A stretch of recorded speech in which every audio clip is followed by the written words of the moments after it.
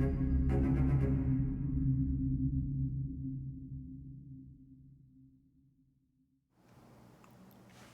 everybody, how are you doing today? Just doing a quick audio test, making sure you guys can hear me. I gotta say, our first episode went amazing, and I want to let some people stroll in, or at least give a couple seconds here. I use the intro to do that, but just in case. We have audio coming through. Seems like you guys can hear me all right. Excellent. Sorry for the long hair. It's midday here in good old Milwaukee, Wisconsin. So the goal today is just to go over the stream, the things that we did, what we played, and honestly, just to give a behind-the-scenes look on how I run this. We're not going to really change from this cam. We're not going to do anything really special for this one. I just want to kind of dive into what we do and how I do it. So for those who don't know me, and I don't do this on stream, so I'll do it here. I have been a competitive GM for the last 15 years. I compete in Iron GM. It's an amazing event that they run at Gen Con every year. And if they don't run it at Gen Con, they also run it at regionals. Obviously this year is one of those years we didn't get to do that. And I kind of honed my skills of improv and improving a game through that. So in the first episode that we did for our live stream for Athantia, Tides of Morning, I wanted to see if I could take those skills that I learned and apply them to the stream. And the reason being is I have a formerly trained actor, and someone does it full-time in the show. I have another one who worked in plays a lot of the time. And then the other two are very comfortable with improv because we have been doing it as a group at home for many years. So I took very little notes. And my notes before the stream was an outline and a plot web. If you've ever seen any of my adventures that I put out, you can check those out on Drive-Thru RPG under Erik Frankhouse Presents. I do plotted adventures. It is a plot web, and then there's audio guided notes. And with those audio guided notes, you write your own adventure for whatever system it is you're playing. So I love doing that, and I wanted to do it for the stream. So I did. And the first episode you watched, if you're watching this, you probably watched that, was that kind of work. And I got the book in front of me. Good old Harry Potter notebook, right? Yeah, Harry Potter notebook. Thank you, Drew. And one of the cast members got the box of them for me, which was dope. So in the first episode, I knew that we had played already 2 demo adventures and 1 side quest. Those were not recorded. They were there to get players in the mood, to help build their character concepts. And as a GM, it allowed me to see who they're going to be. If you're a fan of Critical Role, they played their characters for years for the first Vox Machina versus the Mighty Nine. They played it for years together before they went on air. And I've played this setting, Athantia, for 15 years with a good chunk of that group. Because of that, I wanted them more to learn about their character. I know I didn't have to teach them about the world, and I had to teach the audience about the world, but I'm going to let that happen naturally through these videos, and then through side quests, which are going to be over on YouTube. Our first one's going to hit this Tuesday, and that's going to really allow you to learn more about each character's background. There's only going to be 1 or 2 characters on those side quest episodes, and they're only going to be about 2 hours long. You'll see on Tuesday. It'll release at the same time our normal stream does, which is at 7:30 CST, and that'll come out as something for you to watch at night. So let's talk about the first episode. I knew they were going to be leaving the main city that this is all started in, and with our 2 previous episodes, which was New Boulevard. The group, 3 of them, Kelly, who is playing Nora, Todd, who is playing Everston, and then my friend Drew, who is playing Voss, have all played in this previous city before. And I wanted to move them away from it, but give them some familiarity to get in character. New Boulevard is the melting pot of Cadra, the world, the region that they're in, for all of the orders in their colleges. There are 4 orders in Athantia. And this isn't religious. This is just more how science and technology has been handled. So the Order of Gold, the Mechanites, they handle all of the prosthetic autonomous parts, which are like robotic parts. Think cyberpunk, but soul punk. They also do a lot of the vehicles and naval vessels, or air vessels in this case. Then you have the Azure Order. Azure deals with electricity, grid lines, and powering cities and powering objects. They're a little more fringe technology, like Tesla was back in the day. And then you have the Crimson Order, which I don't want to give a lot out on because they're a really special order. But what I can tell you is they deal with using the dark tides. The what is now ocean beds are filled with these tides. So I don't want to say too much about them, but they invented something called the bleep knots. And I love them, and they will be on the show at some point in time. I don't want to give too much away yet. And then we have the Emerald Order, and they deal specifically with souls and fettering and spirits. And the group is currently working for the Emerald Order, and they are being shipped out through the Hastings family giving the Whisper, the Zeppelin that they're using, but they are being asked to go out, hired, to bring the Emerald Order there along with some of the True Faith, and their job is to reclaim a ghost town on the edge of a crater. This crater is caused by a star that has fallen and crushed in a good chunk of the countryside. And they played during this campaign in the past, so they understand what that is. But Merrifield was a big stop for the Brass Wall rail line. They would stop there, pick up supplies, food before they headed really far south down the coast. Well, you can't do it now because that star struck and destroyed the rail line. And they want to get it back up and running, but they also want to get a hold of some of the material from that meteorite, that star that crashed. So this group's getting hired to go do it. And they're also to clean up Merrifield, this ghost town, which we will have a map for our second episode.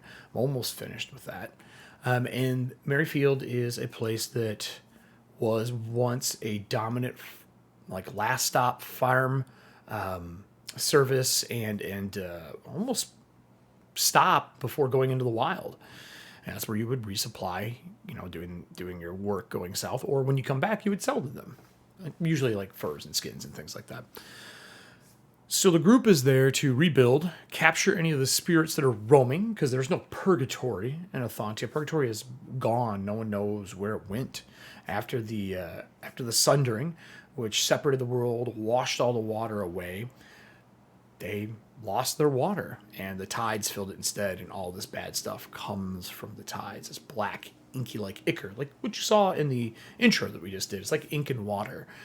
And it flows in and flows out, but it flows hundreds of miles, and the tides rise high, like stories high on a building. And that happened, and they had 4 years of absolute darkness. Well, I knew that I wanted to deal with all these things, and that if I wanted to do that, I couldn't put them in a major city as a designer. So I gave them close to a major city, and I'm shipping them out to a city out in the wilds to make sure that they get to do the things that I want them to do. Deal with the tides, deal with spirits, rebuild the city.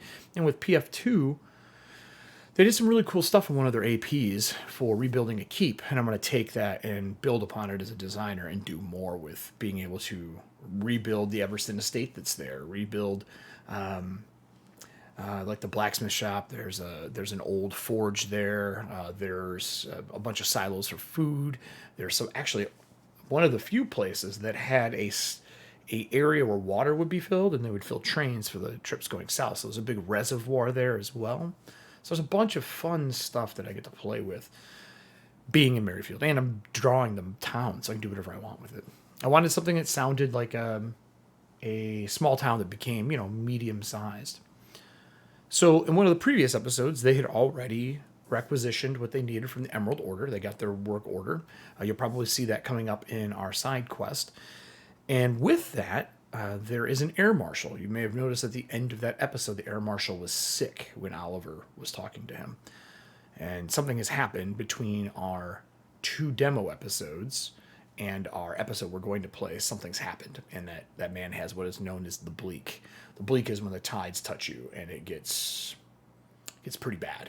I can take you over, and the tides carry all of those classic curses and diseases, from vampirism to mummy rot to ghoul fever to becoming a zombie, or curses that, when you walk by plants, they die. All those things can be within the tides, and they wash over. When you gain the bleak, it's a slow grow, but there's no real cure for it. They can stop it in its tracks at the stage it's in with good treatment and with the true faith helping. There's no way to get rid of it yet that they know of.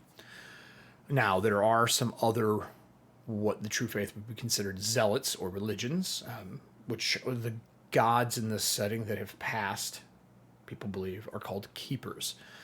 And we don't have any in our party, which I'm surprised. I thought someone was a fellow keeper. But there will be some that they deal with because they're moving further away from civilization. So I guess let's dive into the actual episode. I knew that I wanted to have combat on an airship. I knew I didn't want it to be ship to ship. I knew the threat had to be big enough when you're firing a gun line of 8 down a ship, that it had to be big enough of a threat that the guns were part of the set piece, but not the set piece. The house is where the tides were coming from. The players don't know why. They left, so they still don't know why. I can tell you that the Ether Witch has the ability to control dark tides. This is something we were doing in our video game, and I carried over for our first episode.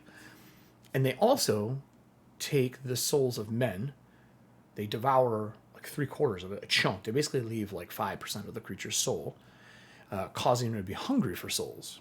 And in doing so, they devour the spirit of people they attack. That's what all that gold flowing essence was. So I knew I wanted to have a scene with that. On top of wanting a scene with the airship and that, I wanted to involve some of the crew members.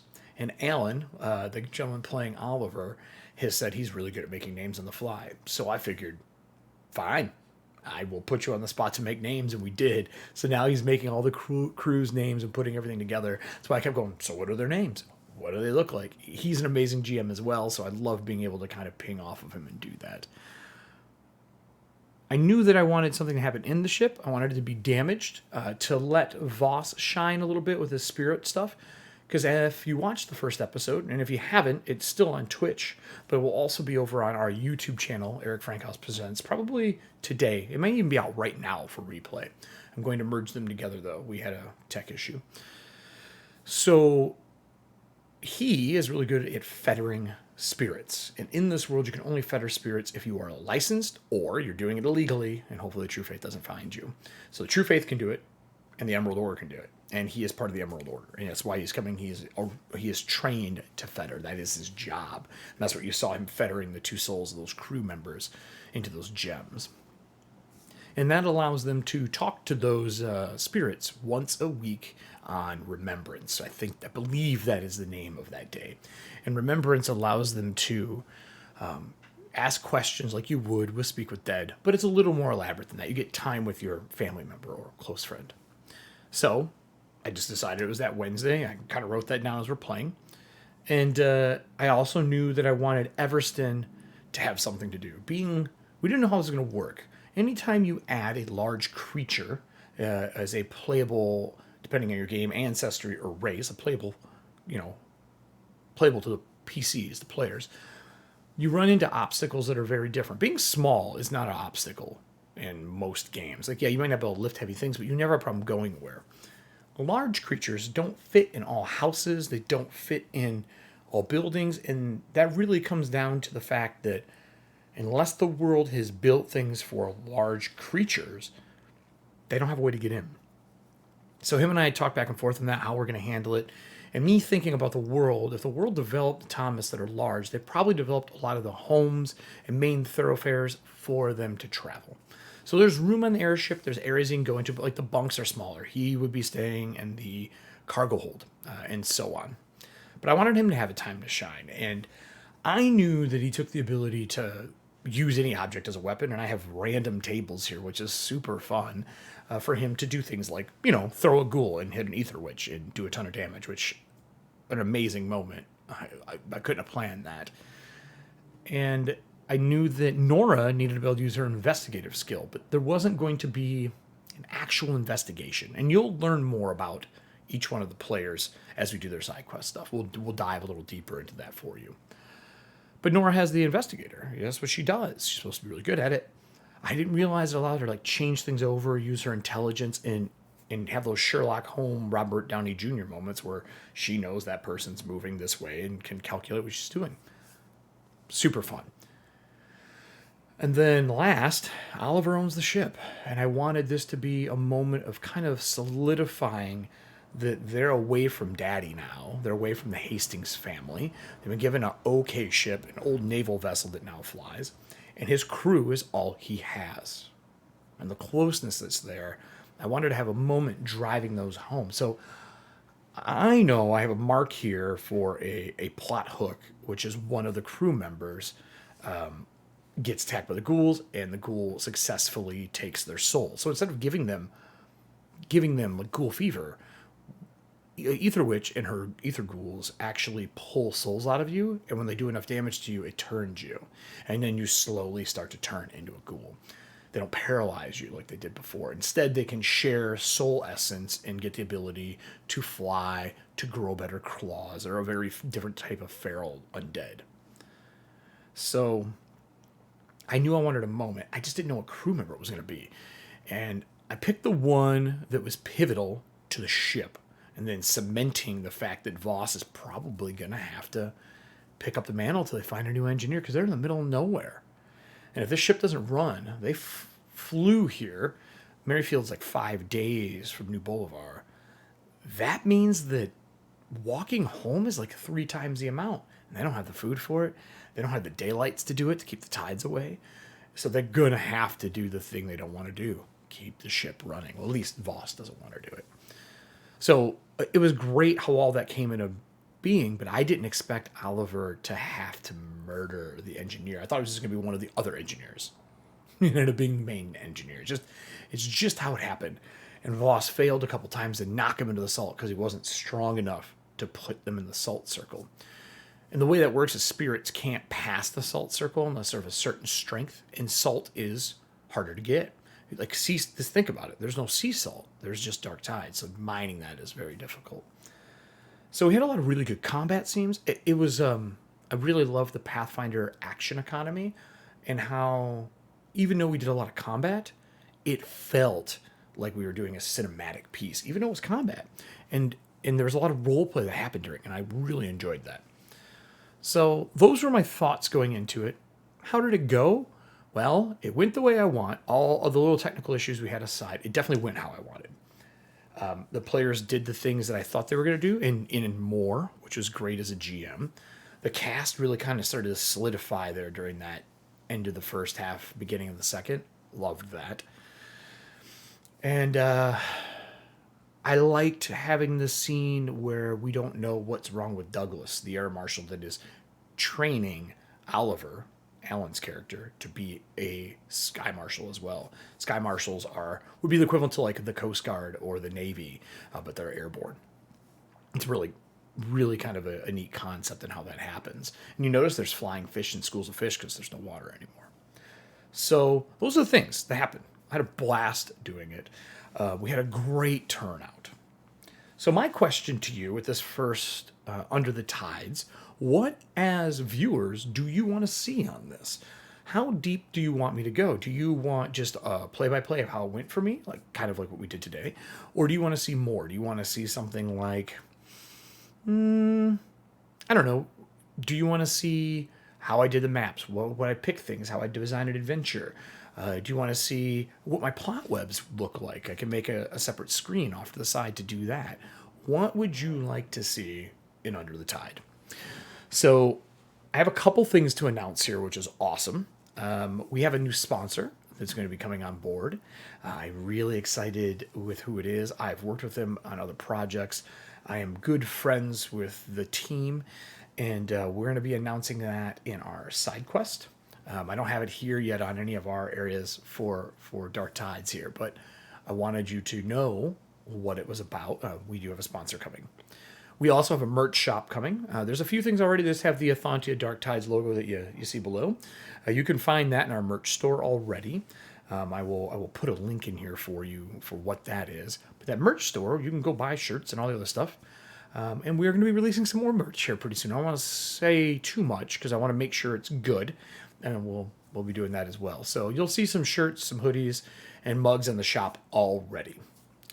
But that's it for me. Thank you for the first amazing episode and your viewership. You guys were fantastic. And remember to subscribe to the channel. We're going to be doing something with this new sponsor that, depending on us hitting affiliate and on us hitting a certain number of subscribers here and on YouTube, we're going to be doing some giveaways with that. So we're going to need your assistance to show that our stream is got the leverage to do the giveaways that we want to do. That's it for me, Erik Frankhouse from Erik Frankhouse Presents, and this was our first just me being giddy and doing Undertides. So let me know what you want to do. Put it in the comments. Follow me on social media. I'd love to hear what you think. Till next time, guys. I'll see you September 15th.